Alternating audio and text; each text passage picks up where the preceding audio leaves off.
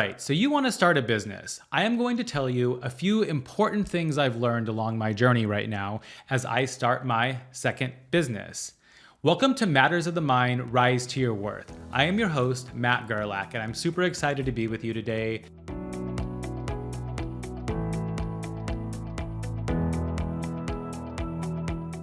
So I am a trauma survivor who has turned self-made millionaire. I turned my first business into a $1 million a year business I was taking home for myself. I'm not saying that to brag at all. I am saying that because I want you to know the power that healing allows, the power that healing and growing and taking care of yourself opens up. I didn't used to be like this. I used to be an anxious, worried person. For those of you who have not heard my story, when I started my first business, what actually happened was I pushed myself so hard. I had no boundaries. I was living inauthentically. I had no way to value myself. I am an excellence-driven person who has achieved miraculous things in my life and career, and I didn't have the confidence to recognize what I had done. And I was pushing myself, and the anxiety, the depression, the stress, the worry, all of it got to be too much. And I hit a massive burnout and ended up in the hospital not once, but 2 times.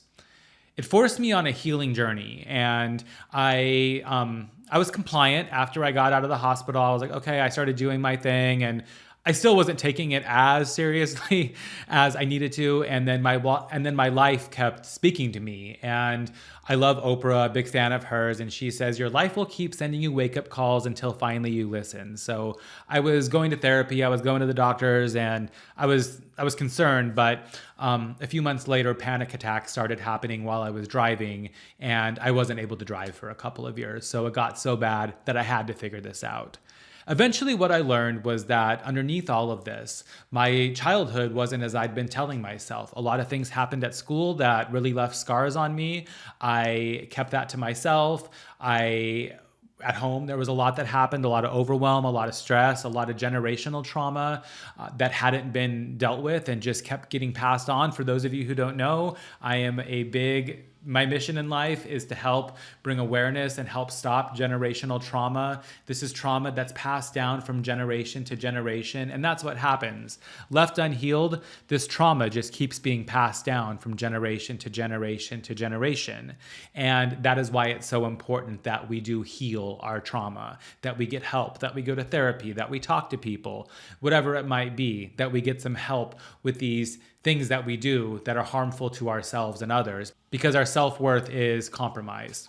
So there's a background on me. I am grateful you're here today, and I want to talk to you a little bit about where I'm at. The past couple of episodes, I've opened up quite a bit about where I'm at on my journey. I think when we are open, when we share who we are, when we share our struggles, when we share just things about ourselves, others can see us and they relate with us, and it helps them on their way. And that's why I've been put on this planet. I've been put here to let you into my life. I truly have no problem doing it. I do have some things that are private, of course, but I want to let you know like what is going on, because I want you to see that you're not alone. And I want you to see also how I'm navigating through this and what I've learned to believe and what I'm learning along the way. And I'll tell you, like right now on these uncharted waters, there's a lot going on. I'm doing okay.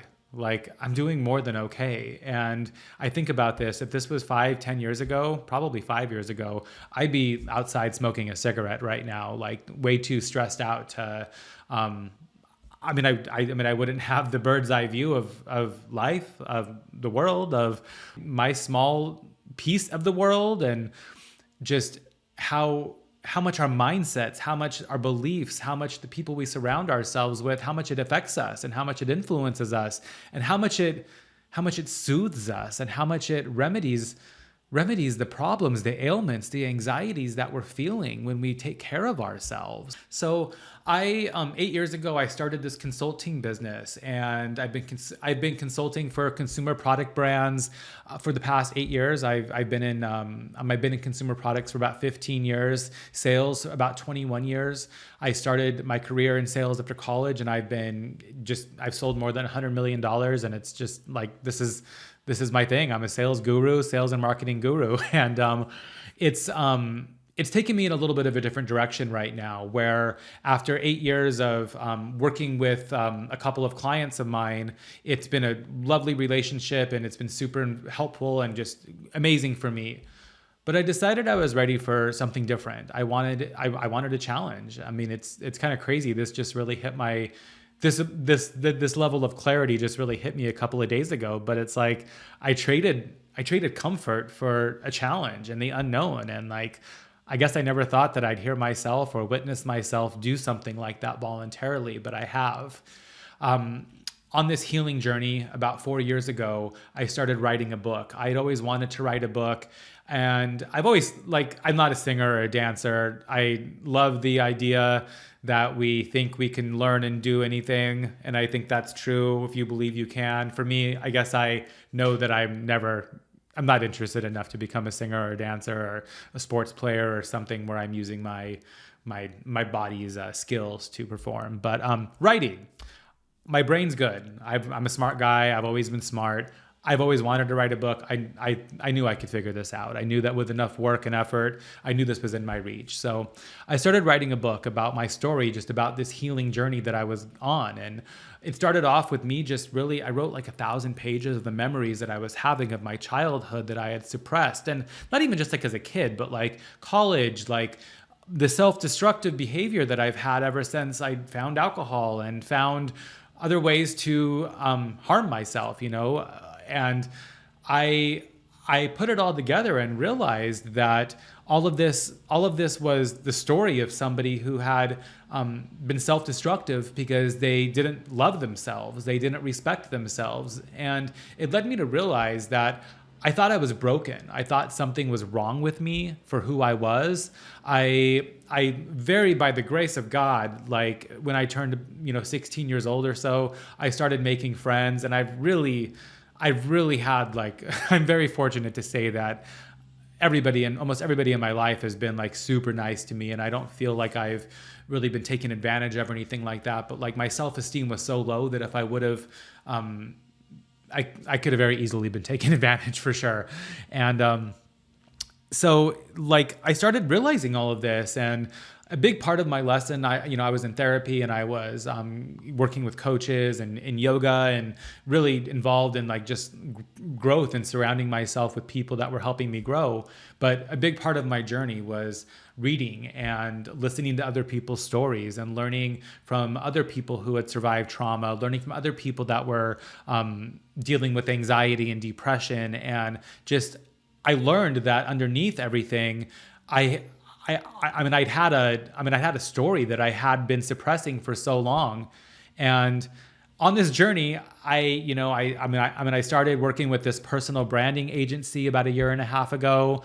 And I realized like there's a path for me outside of this consulting business, outside of providing a service and selling a product that maybe wasn't something that I was completely alive with joy about. Like I wanted to do something different. And over the past 1.5 years, I've really been putting together this business model. The last episode I talked about this and about how I've had to learn to be bad before I can be good at something. And I think that's so important for all of us who are trying new things, taking risks, trying to make changes in our life, doing things we haven't done before.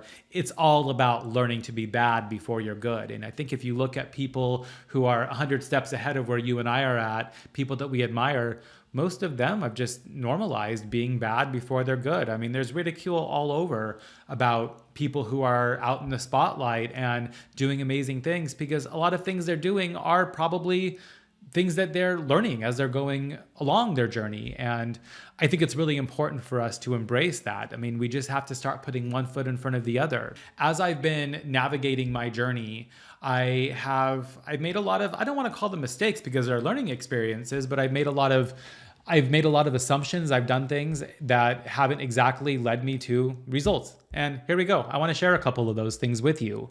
So I think the number one thing that I would really recommend for anybody who is trying to start a business. So let's say that your dream isn't necessarily to cure cancer or to change the world. Let's say that you have a restaurant, you have a sandwich shop, and it's doing really well. Business is good, and you're making more money than you need to make. But you are working 7 days a week. You're at the sandwich shop from 7 o'clock in the morning until 9 o'clock at night, and it's just too much for you.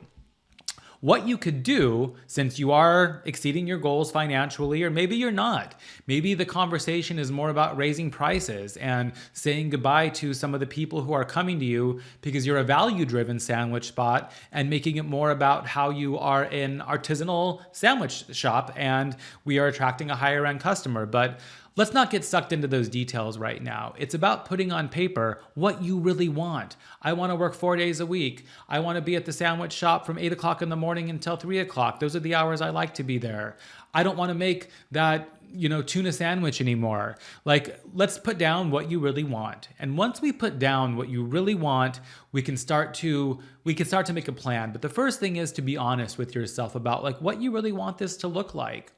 On my journey, I have been really trying to craft this for the past year and a half or so. I've taken a lot of feedback, and I think this is just part of the journey. I am embracing it. I think it was good. It got me to where I was now, but I was really trying to validate, like, is this okay for me to want? Does this make sense? Do you think people will pay for this? At the end of the day, like, what I've really come to where I'm at now, what I want from my business, I need like a handful, maybe 2 handfuls of people who are paying me something. Are there a handful or 2 handfuls of people in this world that need what I have to sell? Absolutely. I spent a lot of time trying to get this like buy-in, like, is there a critical mass thing here? Yeah. And over this past like few months, as I've really been pushing myself and like really getting this out in the world, what I'm realizing is that I don't want to be unhappy. I don't want to do something that's not authentic for me.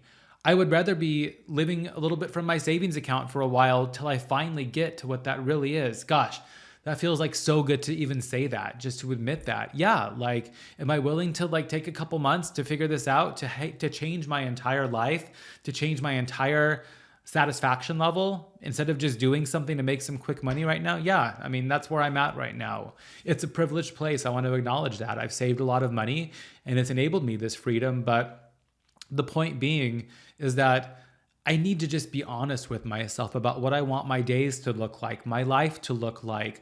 I don't want to feel financially worried eventually, like I want to have enough money coming in. So there's a cushion. So I make more than I need. So if something happens for a few months, I'm not worried.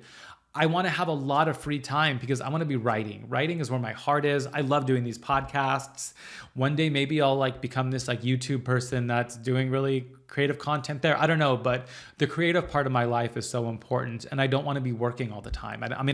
That's work, but I don't want to be like I don't want to have something on my calendar a lot of my time. So that's my first really, really important lesson for you to think about. At the end of the day, you are building a business that you want to love, that you enjoy. Like, make it a business that you enjoy. The second thing is, this is what I'm learning right now, and it's been funny. I mean, I can't believe that I didn't really get this clearer earlier, but you need to be talking to people. So you decide you want to do a sandwich shop, using the same example. Like, go in the neighborhood, start, asking, do you want sandwiches? Like, what kind of sandwiches do you want? Talk to people, make sure there's a demand for it. Like in the vicinity that you want there to be. I mean, surely there's someone in the world that wants a sandwich that you're going to sell, but start getting out there and getting feedback. Kind of the same as what I just shared about my first point. I was asking for a lot of feedback from like my coaches, I was reading a lot. Like, I wasn't asking for feedback from the right people, like I needed to, don't get me wrong. I'm happy that I got the feedback from my coaches and things that I did, but I really needed to be out in the world and talking to people that are actually going to pay me money for the services I want to do. So there's a point where step one, putting this down, like getting yourself like a really big, like, over encompassing vision of what you want for yourself is critical. But at a certain point, you need to get out and start talking to people and making sure that there's a demand for that, maybe not even a demand, but just making sure that what you are envisioning you providing is what you want there to be.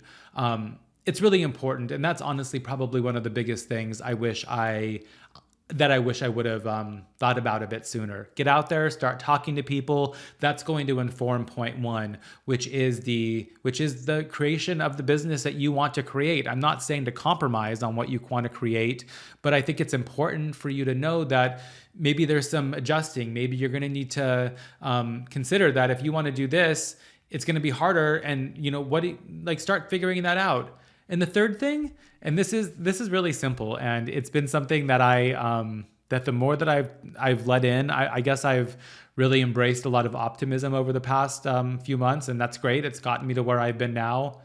Everything takes longer than you think it's going to take. And I mean, everything takes longer than you think it's going to take. I can't tell you how many projects, like, let's just use creating a website. And I hired someone to help me design it, but me writing the content for this, this was no less than 100 hours. And I budgeted maybe a week of doing this. And it was like a month and a half. And then I went back again, and it's still not, there's still work to do. And I'm working on my keynote right now. I remember a month ago, I budgeted a few mornings for this. I'm probably 100 hours in, and I'm probably a third done if I'm lucky. All of these new processes just take time. And I think what you're seeing from me is just a whole new level of chillness about this. Over this past couple of months, I've been pushing so hard. I am setting goals, and I'm consistently not making them. And each day I'm making the goals less and less and less and less intense. I'm literally in the morning being like, Matt, amazing job. You're planning on getting a third done today of what you did yesterday. And you know what? I still don't get that third of that robust list done. I've done everything I can other than just do my absolute best and accept that everything is going to take longer. I've done a good job of accepting my best, but I think what I needed to do, and this is what I've learned over these past few couple of weeks really, were that everything takes longer. And I'm reading a book that I've been curious about called Slow Productivity by an author named Cal Newport. And I've had this message come from a lot of directions lately. Some of it about just surrendering, about doing your best and surrendering. But this is about he's sort of analyzing people that have done amazing work in the past, and just how it happens from taking periods of rest, iterations, and just you need to allow yourself a long time to create something magnificent. So I'm there, I'm allowing it. In hindsight, I probably wish I would have planned a little bit better for that financially, just so I was a little less surprised about where money's going to have to come from while this becomes something. But it's all good. It's all good. These are all lessons. And anyone who's trying to do something big, magnificent, entrepreneurship, starting a family, moving to a new city, starting a new career, whatever it might be, these lessons are resonant. Think about what you want. Really, really think about it. Start getting out there and talking to people, and engaging with people that are in this change that you want for yourself, and expect it to take longer than you imagine. You're going to be good. You're going to be good. And if you need to talk to anybody, I am here. If you go to risetoyourworth.com, that is a website that I have. You can download this 6-step guide, and it's about how you create the life that you really want, how you stop feeling unfulfilled and unsatisfied. This is a distillation of the past 9 years of work I've done into a simple to follow 6-step guide. And while you're in there, there's a link to schedule a 45-minute call with me for absolutely free. I'll walk you through some of this, and I would just be my honor to be able to serve anybody who's interested. I'm going to leave you there today, and I thank you so much. If this is resonating with you, I'd love to hear from you. I'm just going to continue letting you into my life. I have a lot of skills. I have a lot of wisdom. I've learned a lot along the way, but at the end of the day, I'm a human, and I hope that I'm able to show you that no one's got it together. No one's perfect. Imposter syndrome, no matter who you are in the world, no matter what you've accomplished, if you're trying to grow, it's hard, and it's all about mindset and just being kind to yourself and just like believing that it's gonna work out. So I'll leave you there. Comments, subscribe, email me, anything. I'd love to hear from you, and hope that what I shared today helped you.